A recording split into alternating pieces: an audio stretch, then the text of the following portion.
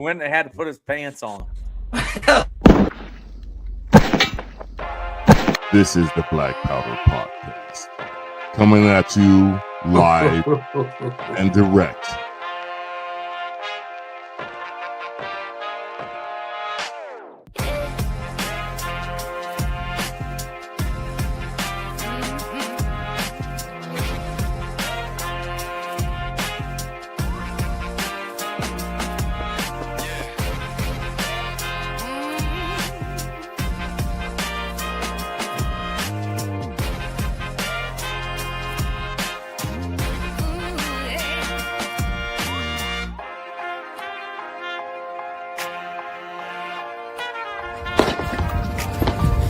Your salty tears season my life. It's the Black Powder Podcast.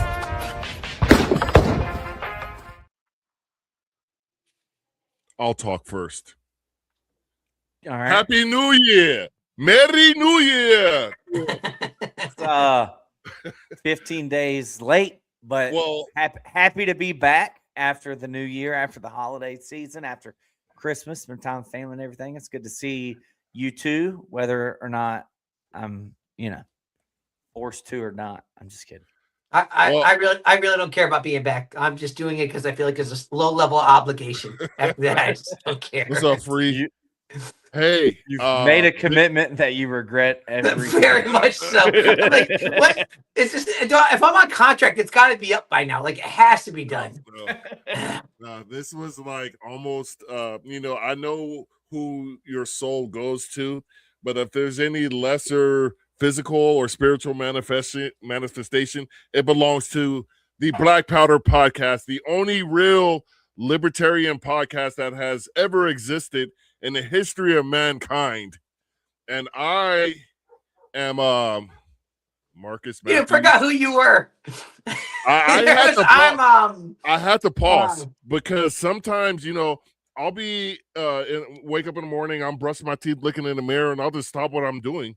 I don't blame you. I'm like, wow. Fear and terror. That's terror. Listen, I thought maybe you paused because you was trying to remember who was your daddy this week. You're trying to remember your last name. Wow. I am wearing my Michael Evans Black Jesus Good Time shirt. Yes. I mean, speaking of black fathers, it's theologically very incorrect, but it makes you happy. Well, we can have a whole episode about that. I'm joined tonight by Good Times. Yeah, Good Times. We are joined tonight by my brother from another mother in Liberty, Eric Parker, and my guy Tub. Eric Tub, how you guys doing? Doing good. Hanging out here in North Kakalaki. When I got off work at 7 p.m. tonight, it was 25 degrees outside. Nice. That's only gonna get colder. We're like 40 right now. Like, listen, 40. I'm down for this. Yeah, I'm down for this. We're low 70s right now.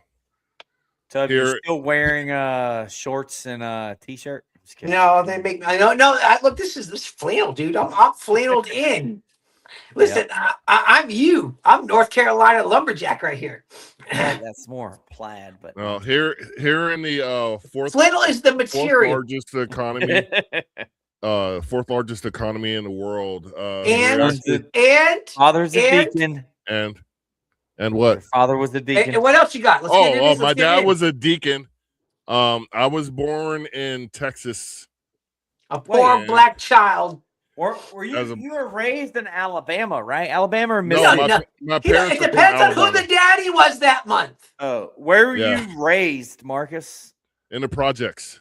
I was raised in the projects. That's Project Pat. No, I was raised here in Southern California.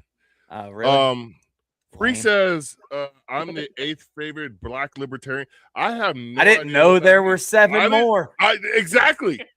I thought I was the only one. I thought I had this all sewn up. I thought Mosh was the only other one, and sometimes he doesn't count. He can be a little status sometimes. I called him out for him politicking with the Trumps in 2015, 2016. And I said, they're not pro-gun people, bro. He may be a hunter, but I just don't see them as pro-gun people. Yeah. And he basically let me have it. And I bought a T-shirt from him probably 10 years ago, and I have yet to receive it. So what the? Well, yeah, it just might be government snail mail. I gotta chalk it up to something. Might just be the grift runs deep. Yep. All right. So with that being said, thank you. That's all we had to do, huh? Just mention the grift. And this is our first show of 2026, and our last probably. Yeah, possibly. And last year we shifted gears a bit, and we focused on libertarian candidates mainly on the local level. We did have a few state level, and I think 1 or 2 federal level libertarians.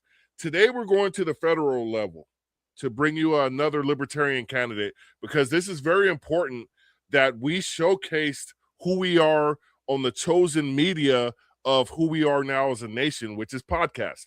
And that's why I call this the only real libertarian podcast. No offense to Free, my guy. I'm very happy because he's going to be at our convention next month, and I'm going to have a chance to hug him like I want to do to Tubbs so bad. That sounds so gay. Oh my goodness, that was unbelievable, dude. We are the Libertarian Party. We are all welcoming here. So but we're not all gay. Like as a group, we can be all welcoming, but individually, you're good where you are. You know what I'm saying? I think you've been in the garage alone a little too long. Man to man, we open can the have garage door. You might be let some fresh California air in. At any rate, actually, I suggest you just back the car and then let it run. We're going to the great state of Ohio. Now, if anybody knows me, I've had some choice words to say about the state of Ohio, but I'm going to put those to the side tonight. So, without further ado, and some of you might recognize his name if you're a student of U.S. history, as am I. But tonight we have John Hancock from the great state of Ohio running for the 1st District Congressional seat in the greater Cincinnati area. How are you doing? Hold up. I forgot to cue this up. Here we go. John Hancock, how you doing, sir? I'm doing just fine, Marcus. By the way, I want to know those choice words about Ohio. Me too. It's not going to get you I like to know those also. Maybe we'll tell you them. I said Ohio could cede from the Union, and nobody would shed a tear about it. And there's just I don't understand why Ohio's a state. I got to be honest, because I don't like the Buckeyes, the Bengals. What's that got to do with them being a state? I'm just talking about in general the bad aspects. Ohio. They produce some quality football guys. I'm a college football fanatic myself, and I say I don't like Ohio State because they're always so damn good. And I'm a USC fan, and we're in the same conference now. Yeah, so. I mean, hey, Ohio State gave us Stroud. It's a pretty good team now. Yeah, but Stroud's from Southern California. He's from my neck of the woods. True. He also went to Buckeyes. Yeah. What do you think, Tubb? They stole him. I don't know that Tubbs ever watched college football. College football is the only one I do watch. Remember, I gave up on the NFL years ago. But what it is though, so I don't have like a college team. I'll just watch them all. I don't care. And the beauty of that is I can mock all of the teams. I can unleash on all of the teams, and nobody can come at me because I don't have a team. You can't hurt my feelings in it. When they stink, they stink. Ask your wife about the Gamecocks, right? I'm just indeed. It was a rough year. Follow me for that one, yeah. So they started the season ranked 12, and then they finished with 5 wins. Wait, Amity says she's been told Ohio's. Sorry, Ohio's not real, and I tend to believe that. I've been told that too, but here I am living somewhere where it's called Ohio. Fun fact: why are there more metal bands made in Ohio? Oh, nice. I also like Ohio players. Because what? There's nothing. There's more metal bands made in Ohio because there's nothing left to do but scream. Yeah, that's where the Rock and Roll Hall of Fame is too. Where in the state of Ohio, for those not from there, where is the Cincinnati area located? It's outside of the state. The bottom left. Yeah, we could just be our own state. Let's be honest. Kentucky. Almost by Kentucky. Actually, for all you libertarian folks, I am just 5 minutes north of Thomas Massey's district. There you go. Maybe some of that Liberty will bleed over the river. I hope so. Actually, just north of me is another Liberty Caucus guy. So I'm like sandwiched between. That's good. So That's good. This episode is about you, and we've bashed Ohio enough. I didn't want to get into that, but you brought us into the Ohio bashing aspect, and I will follow up with the Ohio bashing memes after this after this show. But for those who don't know you, tell us who you are and what you're doing and why you are doing it, etc. I kind of like to say that my libertarian journey before being called it was when I was like in 8th grade English class, and my English teacher gave us a lyric to his song, and it was BYOB by System of a Down. Why he gave us that, I'm like, I don't know why, but it's probably what fomented that first edge. And since then, I've been very like, yeah, government sucks. And oh, wait, there's a party that says that and believes it. Okay, let's go. I did vote for Trump in 2016 because I was just out of high school, brainwashed into all of that narrative. But it wasn't until 2022 where I finally flipped over, been engaged. I'm an engineer student. I work in the private sector, and I'm just pissed off enough like, hey, I'm willing to put my hat in. I'm willing to use my name as leverage. Let's fucking take this party to the next level. I mean, come on. Gotcha. You are you're our first System of the Down libertarian. I think 90% of the people who have told their libertarian journey started with Ron Paul. But that's pretty impressive because I became a System of the Down fan. They had a video shoot here in Hollywood, and it turned into a riot. There wasn't really a bunch of damage. There was just a bunch of punks just like moshing, and the LAPD said it got out of control. And I was like, oh, that sounds like my kind of band. And I actually listened to them, and dude, my kids grew up on System of it. That was my ringtone for like many years. Was Spiders. Dude, oh my gosh. One of the episodes you said you started the Wu-Tang Clan caucus. Let me fill you in. Let's bridge these two genres right now. If you go and you look up Shame by Wu-Tang, but recovered by System of a Down, it is amazing. Yes, I've heard that song. Oh my gosh, so good. So, John, you need to start the System of a Down caucus if it doesn't already exist. And that's a good idea. Yeah, someone's gonna steal that watching this. They're probably already making the Facebook page right now. Let me get that. I'm probably thinking Tub probably already patented. Yeah. I have no idea what you guys are talking about right now. I knew the Wu-Tang aspect. I don't know any of this other stuff. So I'm just gonna sit here quietly till we talk about some of these things. I was kind of like, Tub didn't interject at any point. Yeah. And I was like, I was wondering why. And when you explained it, I'm like, good. Now I know how to keep him out of the general conversation. I'll talk about like punk music from the 2000s. Oh yeah, I'm out. Yeah, I'm out. Would that be considered? Were they considered punk, or were they like new metal? They were. Nowadays we probably consider them new metal, but like thrash punk, it's a whole big genre. Actually, if you look up, it's pronounced Honor, but it's spelled XONEOR. They are a Swiss punk band that got started because of the lockdowns and COVID in Switzerland. They were so radicalized that they made this thrash metal band. I mean, they're so American. They've got a song called Killdozer. It's fucking fantastic. Wow. I know Killdozer. I'm back in the conversation again. I know Killdozer. I'm in.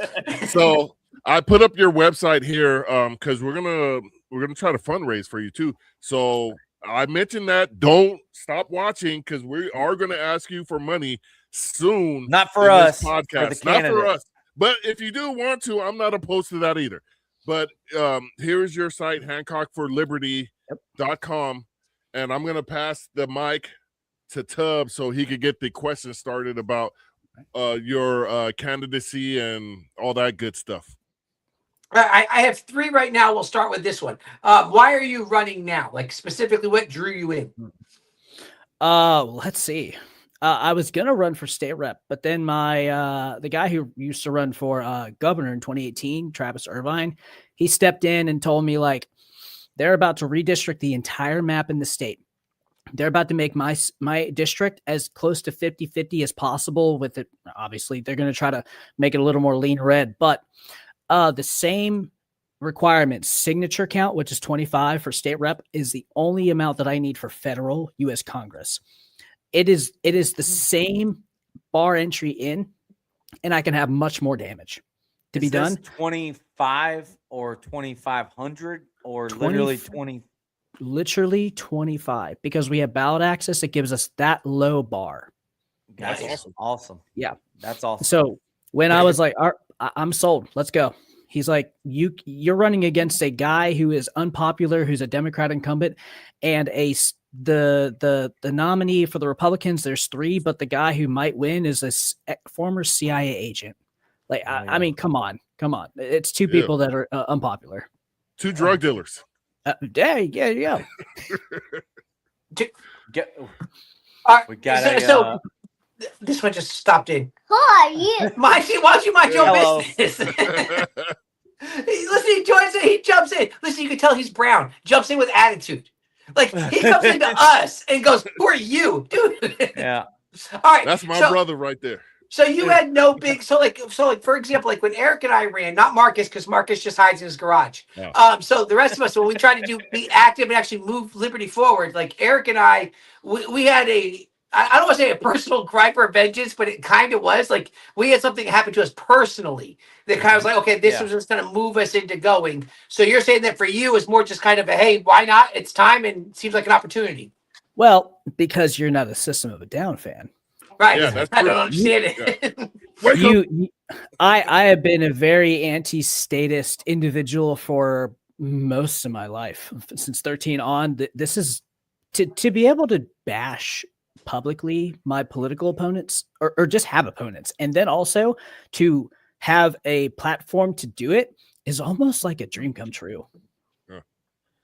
Shout out to Lars real quick. All ballot access should be that easy. 100%. Tub, you had well, I need to finish this thought before I forget it. But John, you are not the intended product of the public education system, which I don't think any real libertarians are, because the public education system teaches you that the government is omnipotent and whatever. That ultimately, it's all about the authority that they want to impose upon you. And for you to vote for Trump and then say that's not the way to go, that just leads me to believe that, you know, when you were in school, you were always a libertarian. You just didn't know that yet. I'll tell you when exactly I knew what libertarian was. My government teacher in junior year high school, he was talking about the political party systems and Democrat, Republican. It would just go on a whole thing. And then for some reason, he just pointed me out and he's like, John, have you ever heard of the libertarians? And I was like, no. He's like, what do you think it would be like if some of the right, some of the left, kind of a balance in between? Now, nowadays, that is completely not true. Maybe back in 2012, when that speech was given to me, maybe more so, but not now. I was like, that sounds like a fair trade-off. And that was when I understood the title, and it made sense since then. I always, even when I was a Trump, I wasn't a Republican. I was a Trump MAGA coalition fanatic supporter, whatever the hell you want to call it. So what was the deal breaker there? January 6th was just a fucking weird time. Like, I could not wrap my head around the whole thing and COVID. And when I thought about it, and that Project Warp Speed and him mandating vaccine production, I was like, what is this? This is not government. The government should not be petitioning privatization of mandated operations of vaccines just because of something. If there is anything to do with government involved with the private enterprise, screw that. Yeah. So full disclosure, and these guys know it and the audience knows it, I was a registered Republican up until 2020. I was a Rand Paul guy. And it was COVID and what they did, not just federally, but even at the state level and local level in Florida, with a Republican mayor, Republican supermajority city council. They were still shutting bars down. Weren't they giving people tickets if they went to the beach? Mandatory masking in government buildings and occupational limits on businesses. You can have more than 50 people in your establishment at the same time. Like, this was all happening under Republicans. That's, you know what I mean? Like, and a lot of people are like, well, you know, it's like, no, like maybe they didn't have full control of the House and the Senate then, I can't remember. But at the state level in Florida, they had the governorship, they had state legislature, they had local city council and the mayor, and they still let all that happen under them. So I was like, I've had enough. I'm outie. And I joined the Libertarian Party and then decided to run. So, you know, you're in good company. Mm-hmm. I never voted for Trump, though. But, I mean, I understand coming right out of high school and all you see on TV or the internet ads on the YouTube or whatever are Republican or Democrat ads attacking one or the other. No one ever mentions. It's because it is a uniparty, like you see in the comments, and they control the media and the debate stage. So it's good to have you challenging both. And now that you have a great platform, I'm excited to see what you could do with it. Stir the pot, kick the hornet's nest, whatever you want to call it. Yeah, and Ohio has been about like the biggest battleground state forever. I think it was 2020 was the first time that history decided the presidency based on whoever Ohio voted for. That broke in 2020. And so not just high school, not just my adulthood life, but literally where I live is so key. I mean, I'm just inundated with politics, commercials. Actually, since you're from Florida, I just got out of my county party social right before here. And this lady who's just moved here from Florida, she's like, there are elections where you cannot vote for anything but Democrat or Republican. Up here in Ohio, ballot access, you can run independent. It's a little bit harder, but down there, it's so much harder. But she said it was cooler to be an independent down there, but up here, if you are not left or right, you are like an outsider. You are like get GTFO. Yeah. See, that's the thing I didn't understand about the American people. I thought COVID exposed the truth. So we go back to March of 2020 when they took my kids out of school. Donald Trump was president.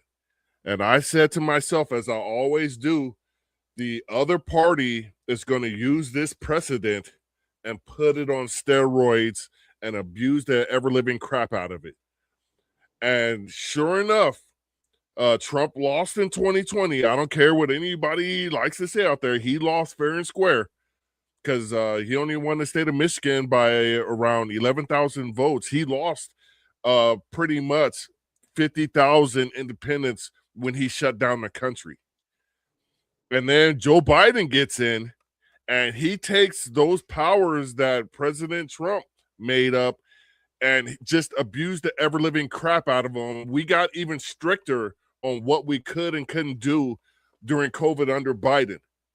Now, if you're able to analyze very simple facts, like what's going on now with mass goons going out into our streets and Americans not having no recourse against them because Americans have been caught up in this big dragnet, but you can't say, I want to file a complaint and have some recourse against you when that person is masked without any sort of identification.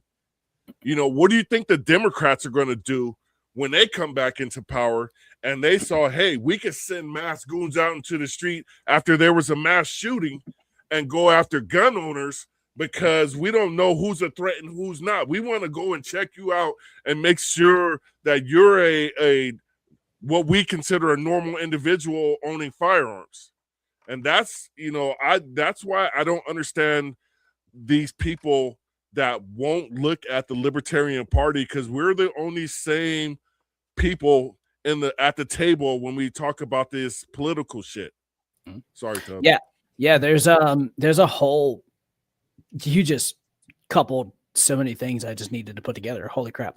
I made a post earlier today on my Twitter, and it was like some American citizen who was being detained by ICE, and he just couldn't produce his validation of citizenship. Like, okay, I'm not carrying my social security card everywhere.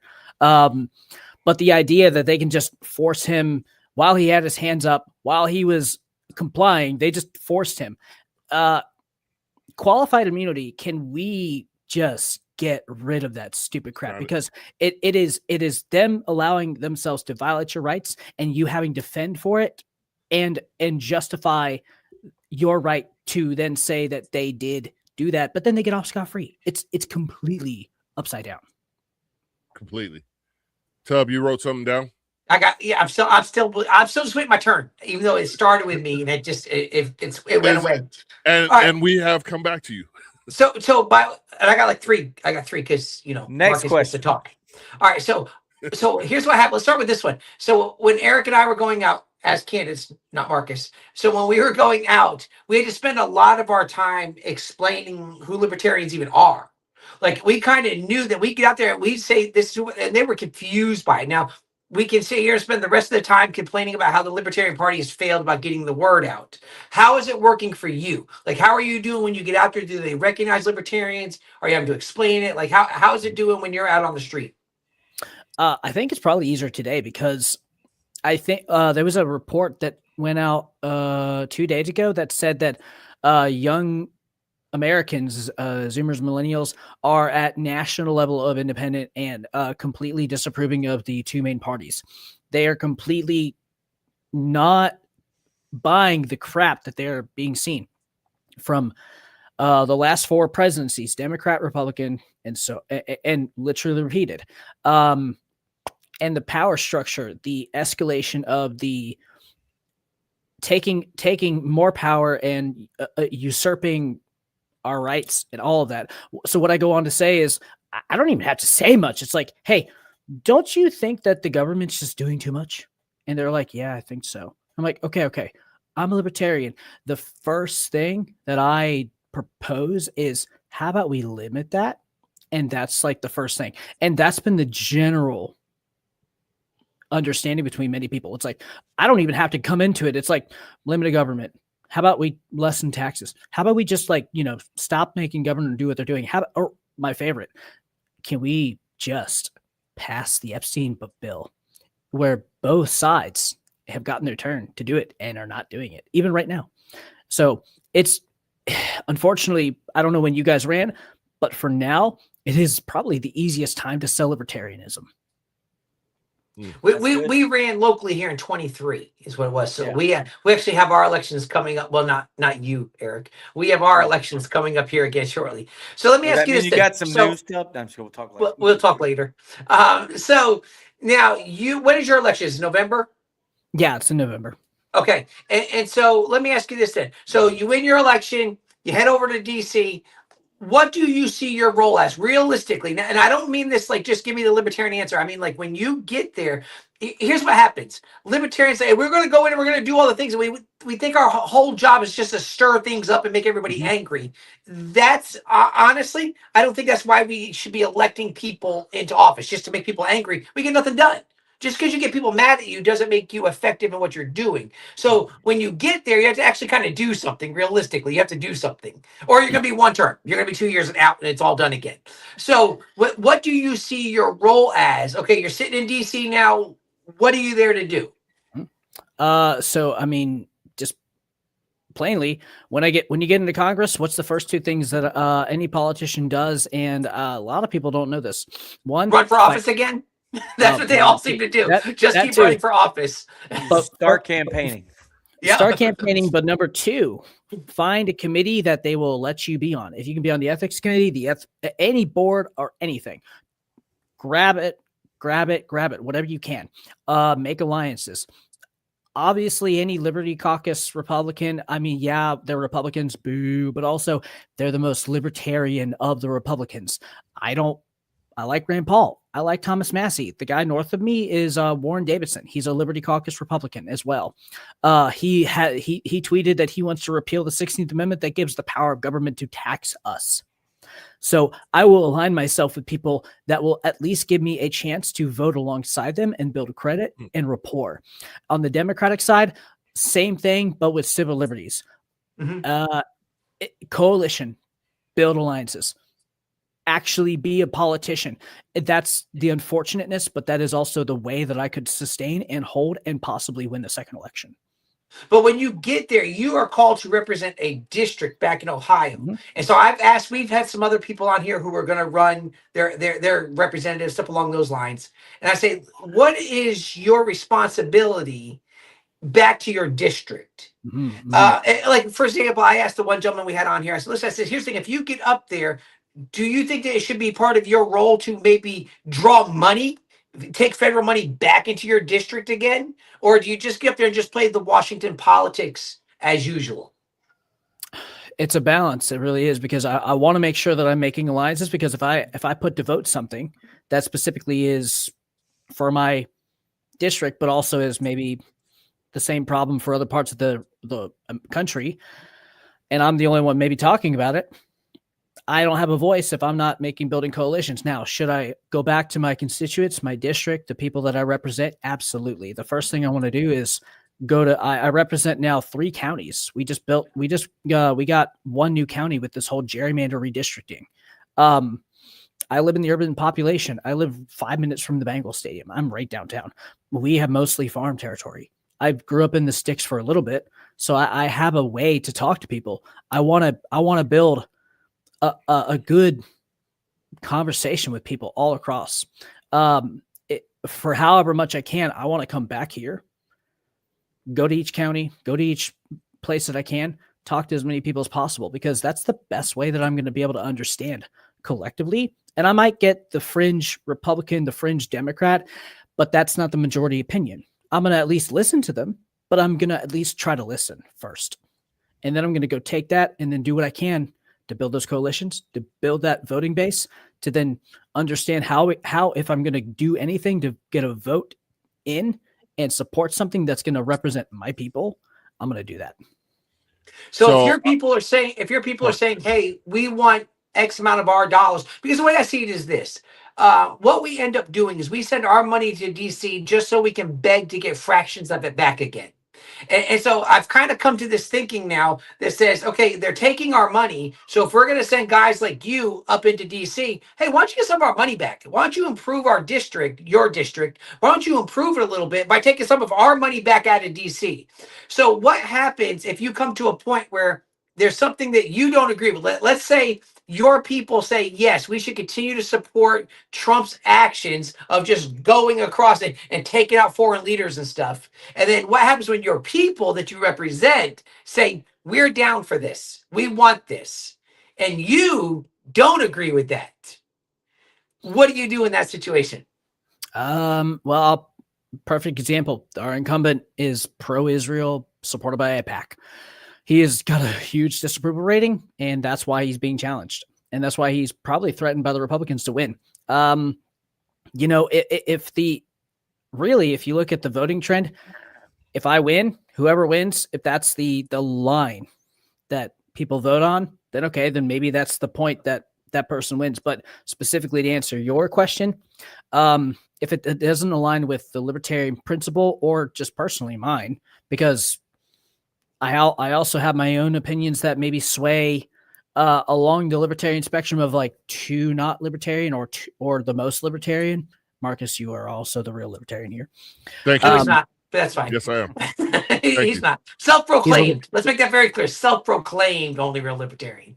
No. He's nobody else believes that with him. No. But so the biggest thing is just do what I can, be principled, but also be a politician without being compromised. That it's a dance. It really is a dance. Mm-hmm. It is. Indeed. Tub and dancing are 2 separate issues. We'll get to that on another day. But I want to point out this link that I posted here. It's donorbox.org/Hancock-4-Liberty. Here on the Black Powder Podcast, the only real libertarian podcast, we have a motto. It says, put your money where your memes are. And everybody loves to be edgy with memes and loves to be a libertarian, but you have to pay. And that I don't really think it's pay. I think it's an investment in liberty. So make an investment in liberty. Click on that link and donate. Tub. I want to add something to this real quick. Here's the thing. People would say, why should we give him money? He's in Ohio. Do you understand that with the power of our federal government right now, unfortunately, somebody coming out of Ohio has way too much influence in our life here in Florida. So this is why, especially in these type of races, you don't have to be in their district. It could still benefit you to send him money so that he can get in there, because he will still ultimately kind of affect you where you are. So don't look at this as well, he's not local. He's not right here in my town. It has nothing to do with it. Understand that he can make a difference that will end up affecting you. So that's why it's worth donating, even though it seems like, why would I? He's not local. And let me add this. Okay. I'm go ahead, literally next weekend. I'm going to be in Arizona and Tucson. I'm going to be at the Arizona conference or convention for their party as well. They have a candidate package that comes with the ability to go and network. Why not? I was told come and go to this thing, and actually I was told to go and pay for that package, even though it's a little bit extra.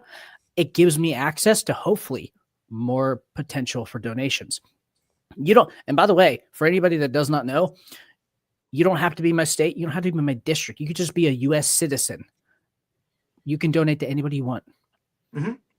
Yeah. What's the maximum contribution limit? 2,500. It used to be 3,500 a year, 7,000. It's like, I think it's either double that for jointly if you're married, but at PACs it gets different. Businesses they create, it's weird, but like, gotcha. Personally, yeah, I will always say if you want to contribute the max, totally. So, if you mind if I jump in, Marcus, or you got something? Well, I got 2 more comments, and I will let you go right after these comments. I want to say, Joe, whatever you're smoking, when he says Tub for mayor. For real. He needs to cut back on that stuff. Yeah, come to he found good stuff this week. Come to our convention in California in about a month, and please share. And for free, who says Tub for governor? I don't think I want anything you're ingesting at this point. Because that's probably way more than I can handle. You can tell those people are not dealers, because there's something we're not making any money this week because they're busy using all their own stuff. Don't get high on your own supply. Right. So I guess sticking with campaigning and kind of going back to the money and the donations, how has your campaigning been going? When did you officially file? How are you on your signatures? I'm assuming 25. You're pretty close. 25. You don't have to leave your block. You can stay in your own neighborhood. Have you started gathering signatures? Friends and family that live in the district? Have you hit the 25 mark? Have you done double? Because it's a good way to knock doors and introduce yourself. And you want to make sure so many don't get thrown out that you actually qualify. And we'll get into more, but real quick. With that. Yep. There. So real quick, in Ohio, it's 25 minimum for minor party. For it's like you said, double for buffer. I can only have a max of 75. That's a really weird cutoff, but hey, whatever. Our chair is a very IT whiz kind of guy. He made a real good tool website for us to be able to validate unaffiliated, or if you're independent, unaffiliated, which are both, and libertarian. You can get both. That's 2/3 of the state population of voter registration. That's great. I have the voter registration data for all of my street. It's a very small street. 50 people are unaffiliated. I can get that in one day if I just happen to be able to get everybody.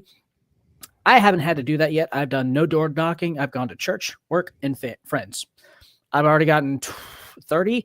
I'm currently about to get at least potentially 15 more to be able to get that 50 min total, and I will be ready to go and pick them up by next Thursday. Gotcha. So you'll have 50 done by next Thursday. Yep. That's double the cutoff. If you wanted to go, I would not do 75. I would do 74 because, the government might try and say you broke a election law by doing 76. They might duplicate one and hurt you. I'm not saying you got some shady practices there. Who knows? Maybe your supervisor elections. Are there Democrats and Republicans there? Well, thankfully, probably working in that office is only Democrats and Republicans. Yeah, well, then you got some shady practices. Thankfully, our board of election, I know them personally. Our party has a good connection with them. They're very nice people. they tend to treat us with respect. Not every county in Ohio, but in Hamilton, where I live, yes. Now here's the thing. We have a good one here. We do. Remember when Lana Self was there? Yeah. So here's what happened though. Eric filled out a petition for me. So we went in together because they tell you bring in a few, kind of get ready, get the setup going, and we brought them in, and they kind of thumbed through them real quick, and they kicked his back out like, hey, this one's no good. Standing there. So I looked right down. I said, hey, do another one real quick, and he did, and then they kicked that one out again. Yeah. So this is my why signature didn't match the profile. Yeah, so we looked at, so we know what and that's why when Eric tells you, hey, make sure you have more, and they can be great, they can be friendly and everything, but still we're libertarians. Realistically, we are still the outsiders. So that's wise advice from Eric right there. Like, hey, get plenty. Just get plenty. You don't have to worry about it. Just to kind of elaborate on that, we were doing city elections in 24 for like commissioner, county stuff. Like I was going to run for sheriff. Had I known that you actually had to be, they changed the code. You actually had to have a law degree or something. Certification. I didn't get in. Not There's that pre-qualifications. Yeah. But I ran for sheriff and I got booted out just because I didn't meet the new requirements. Now we had 5 other people running for commission and other seats in local county government positions. I mean, we were like 5 people at a table at our meeting. We just ran around with 5 ballots, all required 5. We just had 6 we needed 5, had 6, signed everybody. All but me got on the ticket. So to at least give some credit to where credit is due, we on the minimum on that scale, we were good. Gotcha. Awesome. Well, let me jump into this if y'all don't mind. Yeah, sure. Go ahead, man. What is your campaign strategy? And put this link up for donations. What are you thinking you need most on the campaign trail starting out? You have until November, but realistically, and I know you know this, you got to start now. You're fighting an uphill battle against the uniparty machine. And if it's going to be grassroots, you got to knock doors every day. You got to get started. What are your plans with these donations that hopefully we're able to help get you here tonight? What's your biggest expense right now that you're thinking of? T-shirts, yard signs, door hangers, whatever. Obviously, door signs, yard signs, stickers, bumper stickers, really those 2 big things. Thankfully, we have somebody in Ohio, libertarian candidate, active libertarian for decades. He owns a printing shop. He will print anything and everything for us at cost, which saves us a lot of money. It's great. He has come in clutch. I don't know how many times because I've only been to the party for 2-3 years now. He's a great guy. His name is Tom Pruss. Look him up. He will. What's his business name? Let me look it up. My bad. If you look, I just want to give him a shout out. Yeah, if you look up Tom Pruss, and I can email you later and then just blast it. Yeah. I mean, seriously. I got you. He's called the Santa Claus candidate. He literally like has a big beard. Like he's cool. But yeah, that's like Tub. They're gonna kick me out at some point. At some point, they're gonna be like, dude, you can't stay. I'm working on got a beard. Slowly working on. Yeah. The lack of beard said, "Tough, you don't even belong here." Like I go in and they think I'm the Republican. Yeah. Hey, Tom Pruss ran for Congress in 2024 as a libertarian. Nice research there, Eric. Well done. Yep. He actually ran a paper candidacy, and he still got from the state of Washington an organization that's pro-Democrat that gave him like over $100,000 in like indirect advertising to go against the Republican Party, which ended up helping him. It was crazy. The fact that he just ran paper didn't really do too much. Still got 4%. 4%, that's legit. He's got an electable face. I'm looking at him right now. Anyways, so do you. I'm not saying you don't either. Hey, I want to say I'm the prettiest, the youngest. I'm 31. I like to say that I am the youngest. The youngest, but not the prettiest. I don't even know why you're saying that when I could just boot you off this podcast. That's a personal insult to me. To me. They're going to me. No. Man, you don't even have a facial hair, bro. Stop, Tub. Man, when I heard you had kids, I was like, what the heck? Dang, black don't crack. No, yeah. Dude, he's 52 years old. Yeah, Marcus got grown kids. Yeah, he got grown. Like, My Tuck does too. my dad is 6 years The older than only you. reason you don't have grandkids is because of him. Yeah. Because nobody will date his kids because of who their dad is. Yeah. Hey, I sent you a picture of us at that Satan landscape of Disneyland last week. You saw how beautiful my family is. That's true, but okay, so hang on. So he said this was hilarious. He sent the picture to us, and I said, dude, is it Pride Week already? Hey, we're all accepting Marcus, here. go ahead. Do what you got. Where are you at, Marcus? Here. Hold on. There were some pretty cool comments in here. Lars, Free mentioned Warren Davidson has good ideas, but a bad voting record. And then Lars came in and said he was on a panel with him at Freedom Fest. I have no idea who this Warren Davidson guy is. Am I missing out on something?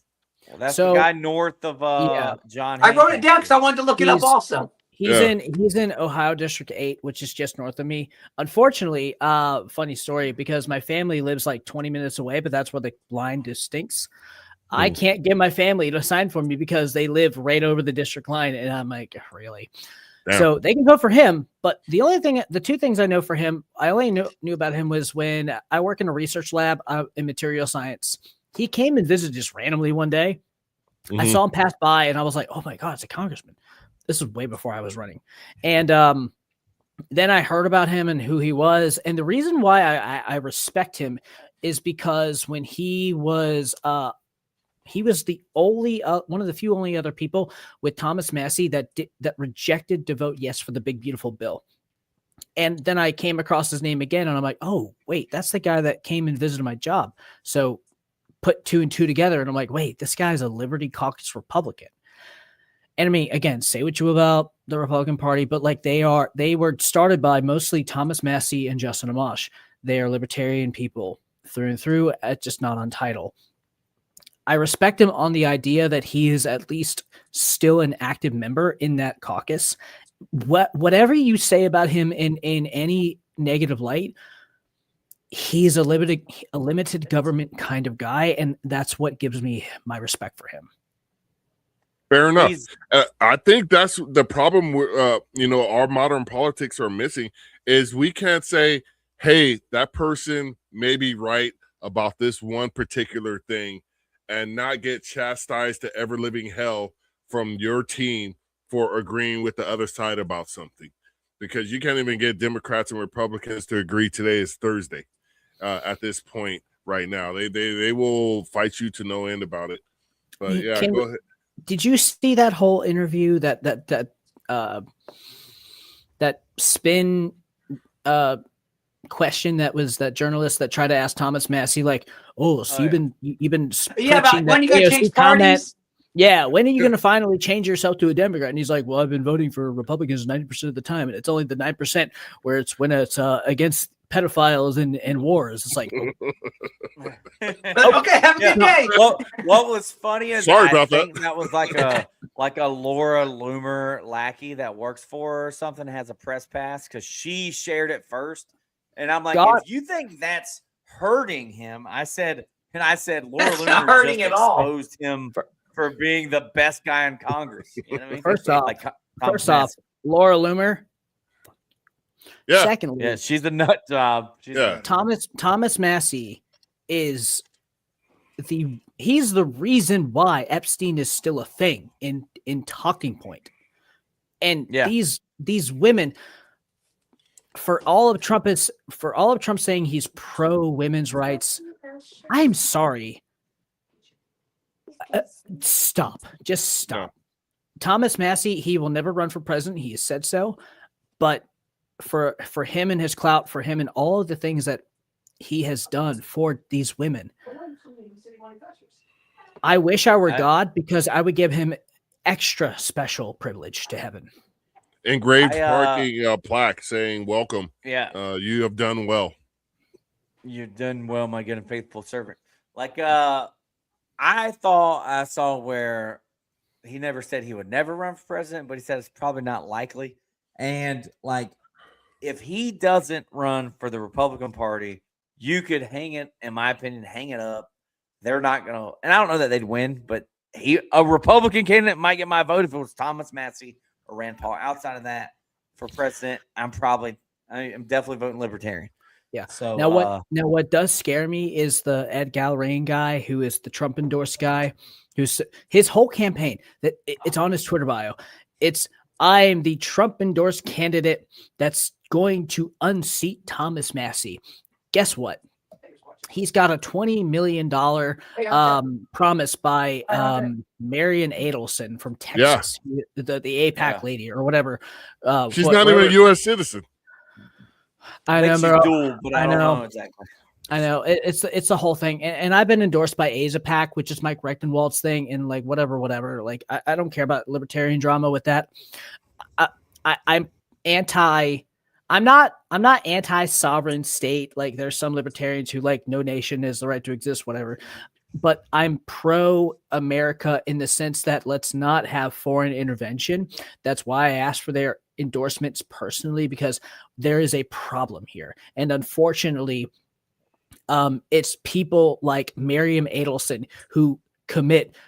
I don't know what her net worth is, but she's able to just give $20 million to some nobody. Politically, yeah, he's a Navy SEAL retired guy. Cool. Congratulations. Thank you for your service. That does not matter in politics. You do not. If go to Ballotpedia, look up Thomas Massey's track record for his primary elections, not the general, but his primaries. He has sweeped every single one. So much so that he beat the F out of a guy whose literal name was George Washington. And one of your homies, because you signed with George one of your homies, right?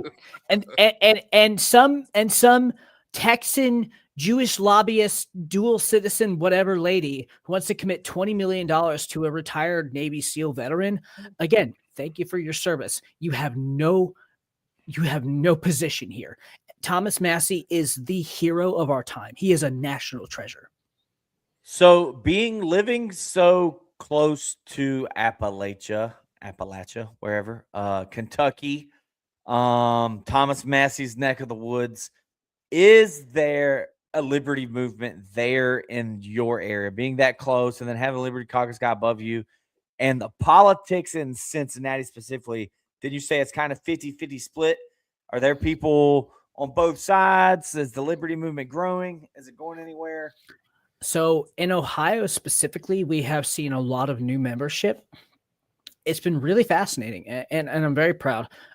Specifically, this lady that moved from Florida here, she's an investigative journalist, has been giving a lot of Democrats in my city a lot of shit because our mayor is corrupt and our city's government's just corrupt. I mean, just look at the Cincinnati City Council Gang of Five. It's a huge story. It went national. The libertarian movement, I would say, is again, you're looking at a bipolar state, the biggest battle state politically for decades, but the shift is real. There is a lot of push. I mean, Vivek Ramaswamy, for all of his political clout, just by running in the presidency in 24 and now running for governor, he's not doing too hot. There's this new guy, Casey Putsch, who is really giving him some headway. And he's not, I mean, he's a Republican still, but there's people that are coming up that are being challenging to the establishment. I'll say this about Vivek. He's a slime ball. He'll say whatever is politically expedient at the time. I do not understand the fascination that libertarians had with him, because if you grew up in and I'm not trying to downplay anybody's upbringing, but if you grew up in a multicultural atmosphere like I did, and I'm not tooting my own horn by any means, stop Tub, I know what you already want to say, but like I grew up around a lot of people, and there was always this is as true for Native Americans as for foreign kids, but there would be some foreign kids that would go above and beyond rational to try to fit in. And that's what Vivek reminds me of. He reminds me of that kid that went wherever the wind blew him to find acceptance in general society. And there's no substance there. And, I don't think he's had a true American experience, because most Americans had poor relatives at some point that had to hard scrabble to get to where they are right now. He didn't have that. Both of his parents came here with advanced degrees, went directly into high-paying jobs, and he never had the true American experience of like coming up from the bottom like a lot, if not the majority of Americans that have had some form of success. They always started at the shit tier. Vivek didn't start there.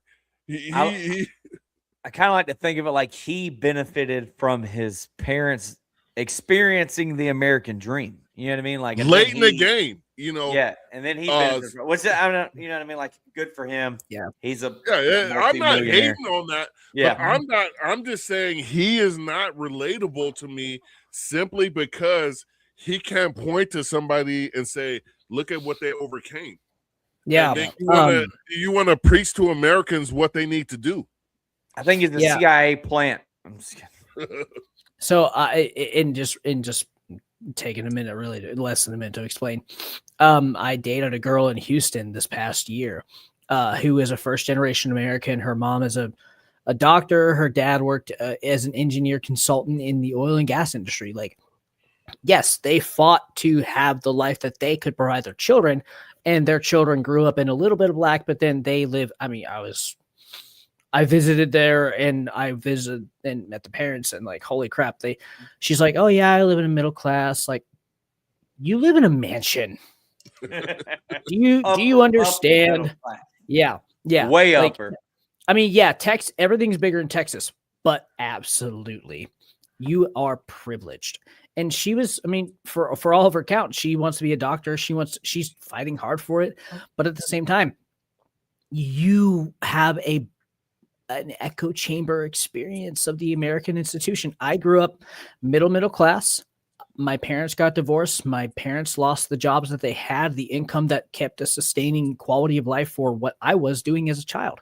I went from living in a home, 2-story basement, to a trailer park. And I grew up, I call myself reformed white trash for a reason, because I went from living in a trailer park to fighting all my adult life with the experiences that I had. And on my campaign website, you can look, I was assaulted at 13 by 3 black men at armed robbery, and I got assaulted, and it wasn't Marcus, right? It was not Marcus. All right. Okay. We don't know that for sure, but we're going to keep moving on. If you were in Cincinnati in 2007, we'll have a discussion later. Ooh, that might be why I don't like it. Kidding. Was it a big black guy? Trying to not make light of your serious situation. No, but I actually read about this story. It's a heartwarming story with a tragic ending, but he has a point to what he's about to say. Yeah, so like I was assaulted at gunpoint. The guy was given an 18-year sentence, which in the state of Ohio, at least, you are whatever the highest level charge for the highest level conviction you get, as far as like 8 years or 6 years or whatever, you get 8 years. If that's the max, you get 8 years. They went and stacked them back to back to back. That was not necessarily a rule, but it was a tradition that him specifically was the use for the case to go to the Ohio State Supreme Court to then fight for this to be made into law, to make it effect. It ended up losing, but the case still stands. I then worked with a nonprofit law firm on social criminal justice reform to get him out, because he was working for his change. He was trying to be a better person. And I read the papers, and we took 3 years to really actually get through the process of getting him out early. I ended up actually fighting for all 4 victims, myself included, to say yes and accept the terms to get him out early. Because of that, I mean, first off, the robbery itself, Boy Scouts, okay, cool. It's a Boy Scout robbery. It became national news. I was on the news nationwide because of that alone. The idea that a victim of an assault and robbery to then go and vie and become friends with the guy who robbed you and then ask for the court system to then get him out early is insane to the public opinion. I got national news again. I then get invited to Yale as a guest to be a part of a panel just to give my testimony and just share my experiences. He then tragically died 2 years later. You can read that and go from there. It's a tragic story. But the remaining point is there is nothing about my experience as a from middle class to lower class, reform, right, trash, to who I am today. Yes, I listen to System of a Down. Yes, I have this punk rock edge, this libertarian vibe. But at the same time, I have empathy.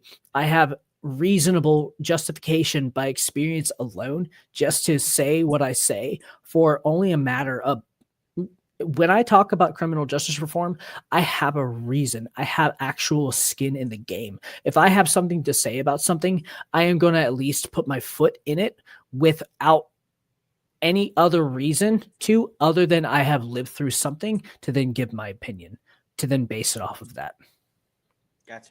That's pretty powerful stuff. I mean, a lot of people say, you know, I believe in criminal justice reform when they run for libertarian because they kind of have to. It's a huge staple, but you have a lived experience and you can, you know, sit down on someone's stoop, doorstep, whatever, and talk with them about it. And, you know, on the campaign trail, I got questions from former felons. How do you feel about felons and their right to vote and stuff? You know, I'd give my cookie cutter answer that I thought up beforehand, but you have like something that you've lived through that helps you form your answer and your experience. That's pretty powerful stuff.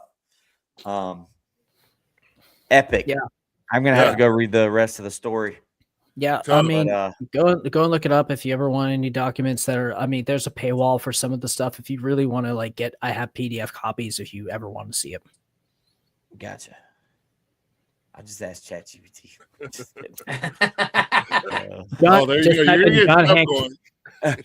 type in John Hancock, Boy Scout Tree Sale Robbery 2007. You'll get everything. Trust me, I found it out. All right. As we start wrapping this up, I'm gonna pass it over to Tub for his final question, comment, whatever he got for you. Oh, we're at that point. All right. So listen, here's what I'm going to do. I'll make mine very quick. So what we tend to do, and it's to be good for, I think for you also, hang on. Let me ask this first thing. If this doesn't work out, this run, will you run again? Is politics your future? Or is this more of a, hey, I'm kind of here. It's not really my plan. I'll run this one, see what goes. This is definitely, this is I ran for sheriff county as like all right, let's just put my name in just to give libertarians a thing to name on a ballot for libertarians' sake, for the people that are want to vote for that, just to give them the option. I was going to try to run for Cincinnati mayor. I had some family stuff come up and it just didn't work out. But this one being my first, and I will have all my paperwork ready to file in 2 weeks and by the deadline be okay. I intend to keep being a local politician. I intend to keep putting my name out there. I mean, obviously my name is John Hancock. It's not hard to get my name out there. And I've got some local clout already by what I've said. I want to make sure that people have an option, even though there's a major push right now for libertarianism. We have 60 candidates statewide, from state rep, governor, me as a Congress pick, to other races across the state. That's a huge thing. Mm-hmm. The state of Ohio being a battleground state, we have so much opportunity in this vacuum of disapproval of the main two, the duopoly, and we are just getting people left and right. We had people literally a week ago. Our filing deadline is February 4th. We are getting people at the last minute who are just saying, I'm sick of local to top down and bottom up. Just absolutely done. And they're running and we're talking to them right now. And I'm about to meet a few of them and help them because they're in my district. And yeah, I'm going to support them. At least the people closest to me, because I can drive like an hour away. It's fine. Okay. So I want to put this out there now. So when this is all said and done, if you get in, I understand you'll be busy. If you don't get in, either way, like that, you come back on, because we always try to kind of catch back up, and it can kind of help. I suggest at some point when we do this, we should have like a few former candidates all at the same time, so that you can kind of go, hey, here's what I did, here's what worked, here's what didn't work. Because ultimately what we would like to do is kind of make this circuit of people where we have these resources.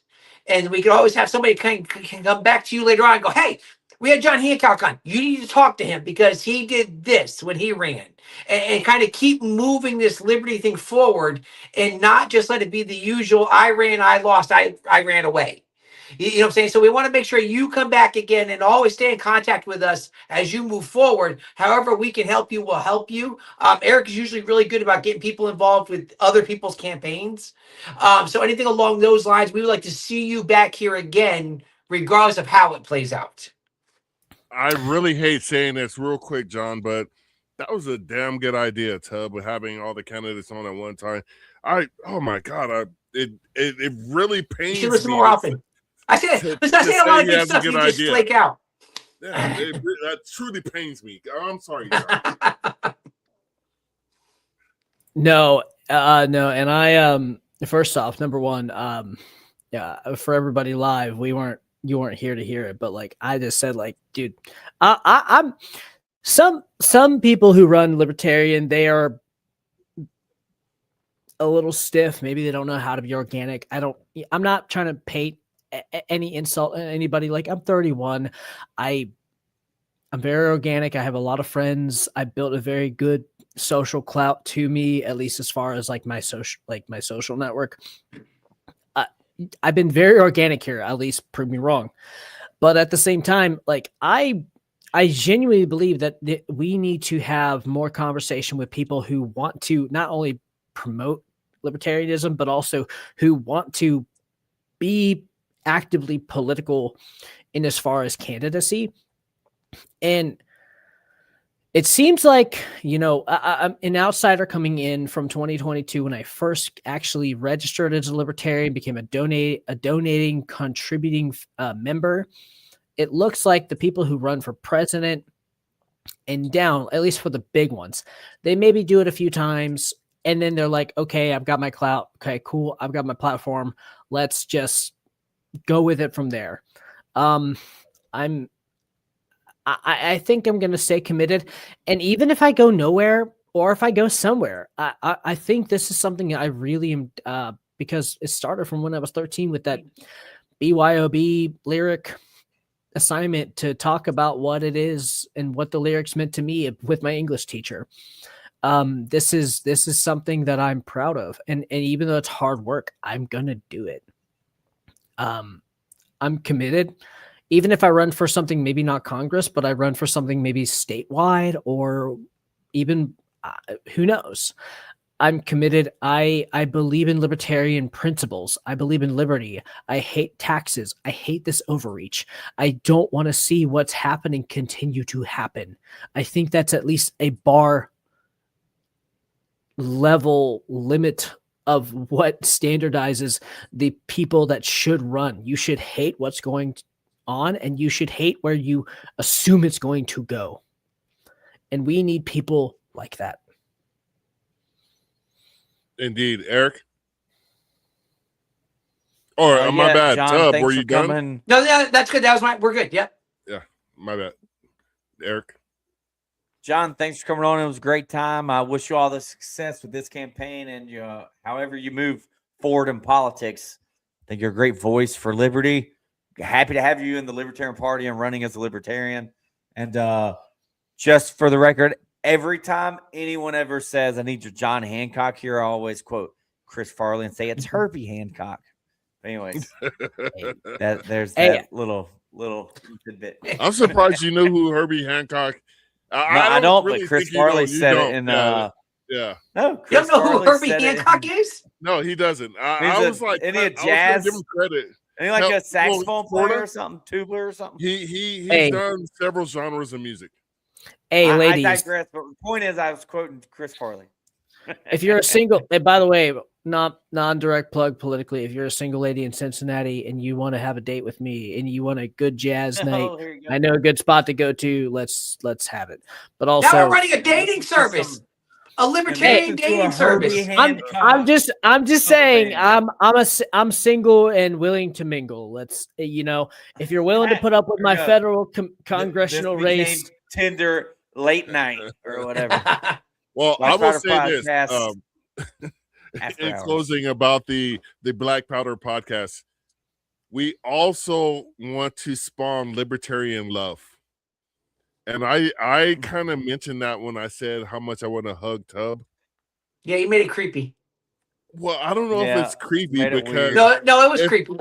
If we want to improve race relations, I think a picture of you and us hugging passionately would bring this country together. Well, listen, I don't think it's worth it. I think we're better off being at odds. In all honesty, let the country burn. Yeah, there are certain racial divides that I don't know need to be mended. Yeah, we just let them burn. It's fine. If you guys aren't down with the swirl, then you're not truly libertarians. I will put that on the t-shirt. No, we just don't want to do it with you. We got no problem. I mean, that's fine. You, Marcus. That's fine because my mission has always been greater than me. That's fine. Tub. But I want Marcus. Yeah. My wife is 1.9% sub-Saharan African, so I'm solid. Yeah, you got. But once again, that could be South Africa. She's just white. Yeah, she could be Elon Musk's third cousin. What does that mean to me? I want to point out one more time. Who said Marcus?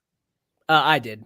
Oh yeah, go ahead. I was like, wait, between what Eric said, being 1% plus Southern African or whatever, sub-Saharan. Yeah. Who has other than you? If you ever to give an end card, who would it be? To a honky? we get the pass. Honestly, Joe Rogan. I have to give it to Tub because I know he would use the A and not the E. Wait, hold on. You think I would use the hard R? What the? I don't know. You North Carolina with the hard R. You grew up in the backwoods, Florida, which is not foreign. The ER is not foreign. And Kentucky, Appalachia, it's more the GRA than the ER or the A. There's an R in there, but Cincinnati is just north of Appalachia. I'm just letting you know. We still say y'all, but that's like a cultural thing. Yeah. So I would have to go with Tub on that question because I know he's gonna be at least somewhat of a brother in the Hey, hold on. Free says Marcus is my 8th favorite sub-Saharan libertarian. Now I don't know who the other 7 are. Other ones? We kind of alluded to this in the beginning, but those 7 aren't a better shot than me. And if they tap dancing for massa, because if anybody knows me, I think I'm not going to go there. We're going to wrap this up. Well, can maybe one of the 7 is Spike Cohen's wife? Oh, I don't think she likes libertarians. I don't even think she's libertarian. She is beautiful inside and out. I had a chance to meet her last July. I told Spike this. I was like, I have never seen she went so hard about his dietary concerns at the LP convention here in California. I was like, I'm impressed because she had these people marching on the numbers for Spike. She is an impressive woman, to say the least. Holding it down. She is, when they talk about Bonnie and Clyde, and if you want somebody coming up providing cover fire, that's Spike Cohen's wife. She's an awesome woman. So I will at least, and I'll end on this. To a melanated sister. You can look her up. Her name is Bola_Files on Twitter. Her name is Bola Kareem. She's in Texas. She's a really strong libertarian Muslim lady. She is absolutely just tearing it. She is great.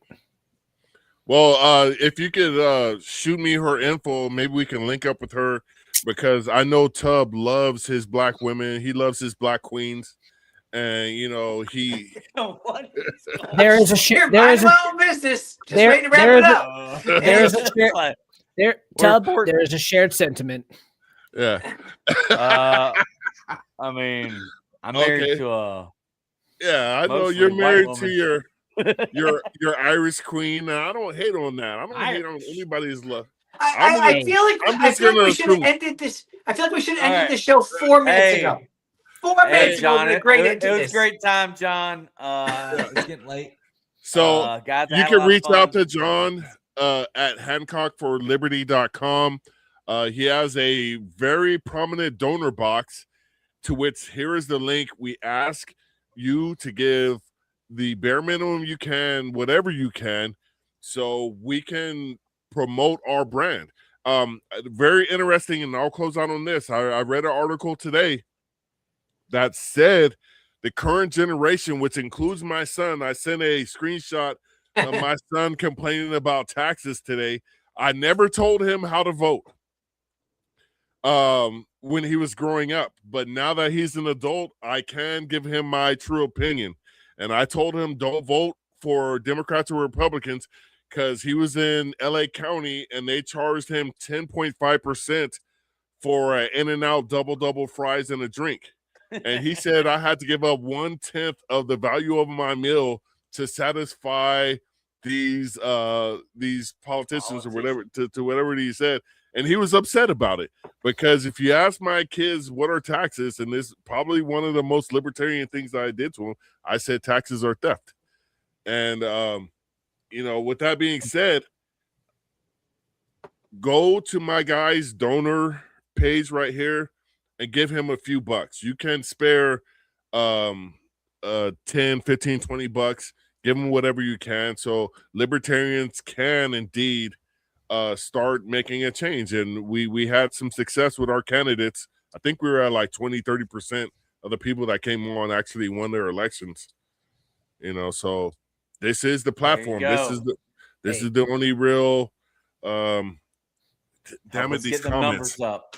The only libertarian congressman is Justin Amash, but he changed his party status mid shift. So let's get one elected. Hey, Justin, you're amongst great company, because Justin Amash was on this podcast.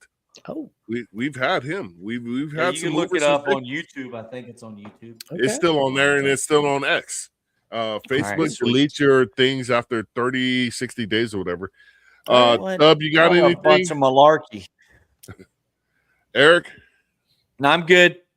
John, go ahead and give how people can contact you, look at your stuff, and get in touch with you, all that great stuff.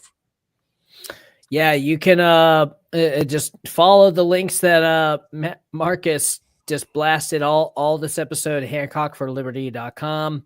My donation platform, you can find donation buttons the entire time. Just look at the donate button. It's an image. That's my donor box. You can follow me on X, on Facebook. Those are my only 2 social media platforms, because Instagram is highly addictive and I just don't want to make a social media for that too.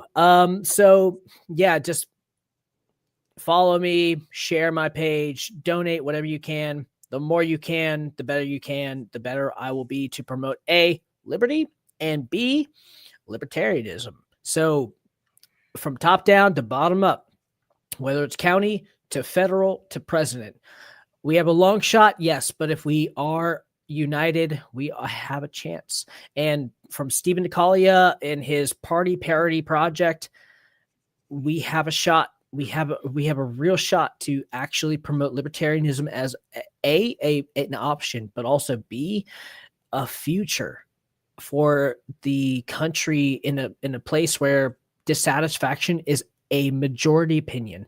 Let's do this. Let's not just me, not just anybody else in this podcast, anybody. Let's go. Awesome. John, I'm going to ask you to stick around for 1 minute as we play the outro so we can speak to you for a second.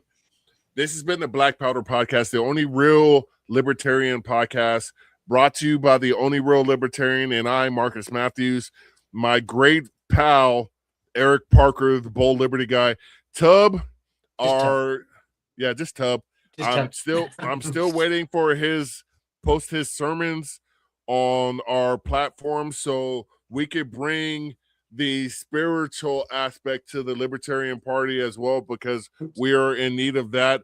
And to you specifically, because you need Jesus, even though your dad was a deacon. My dad was a deacon.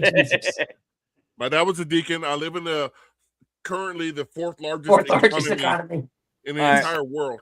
Hey, With that being said, I'm currently Sorry, a deacon. I'm just saying, I still need Jesus. There you Everybody go. needs Jesus, and I have a picture of him here on my Ghetto TV Jesus.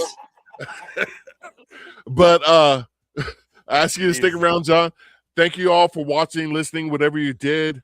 As we always end this podcast, live free Or die. Or die.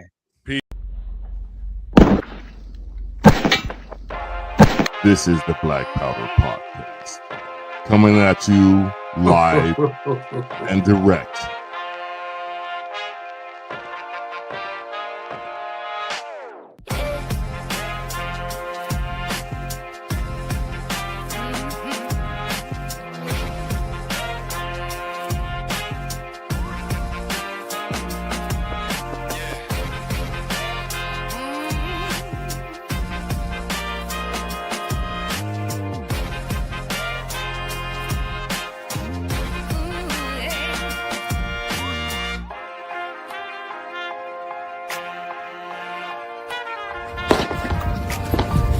Your salty tears season my life.